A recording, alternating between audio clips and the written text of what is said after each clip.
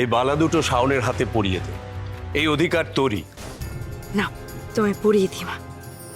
শাওন, এই উপহারটা দিদুন তোমাকে তোমার বিয়েতে দেবেন বলে ঠিক করেছিলেন।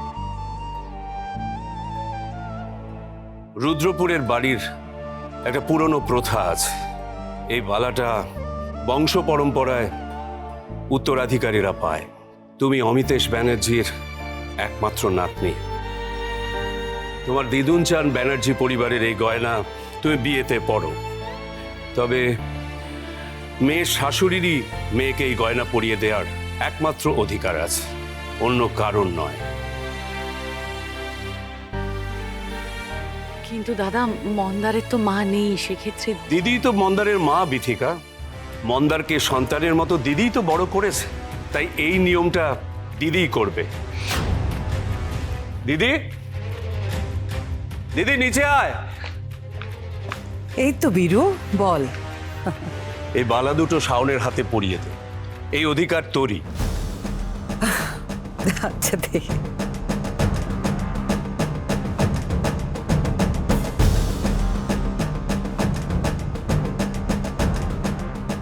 দেখি শাওন মা।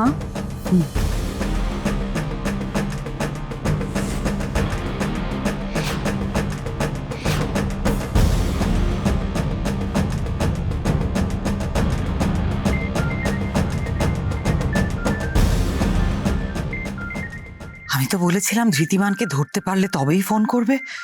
নিশ্চয়ই এতক্ষণে ধৃতিমানের খোঁজ পেয়ে গেছে ওরা। এক মিনিট, আমার একটা ভীষণ ইম্পর্টেন্ট ফোন এসছে, আমি এক্ষুনি আসছি। হ্যাঁ, জাস্ট এক্ষুনি। দিদির কি এমন ফোন এলো যে আশীর্বাদ না করে চলে গেল?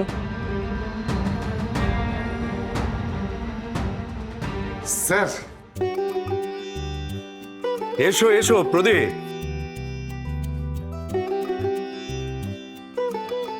আসতে খুব দেরি করে ফেলিনি তো? না না, মোটেই দেরি হয়নি, বরং খুব ভালো সময় এসেছো।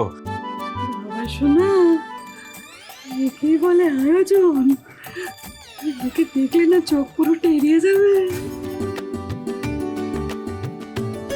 খুব মিষ্টি দেখতে লাগছে তোমায়, খুব সুখী হও। এই সৌভাগ্যবতী হও মা। যত রাজ্য।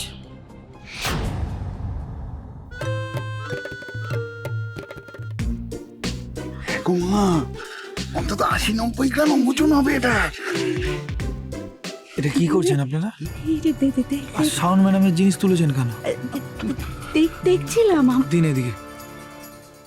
মা, এটা মনে হয় শাওন ম্যাডামের। হাত থেকে খুলে গেছে মনে হয়। না, তোমায় পরিয়ে দিই মা।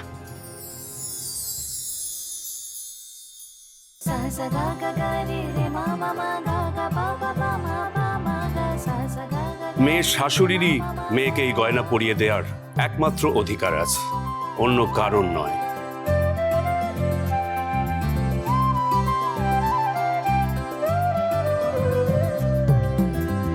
কি করলে তুমি এটা?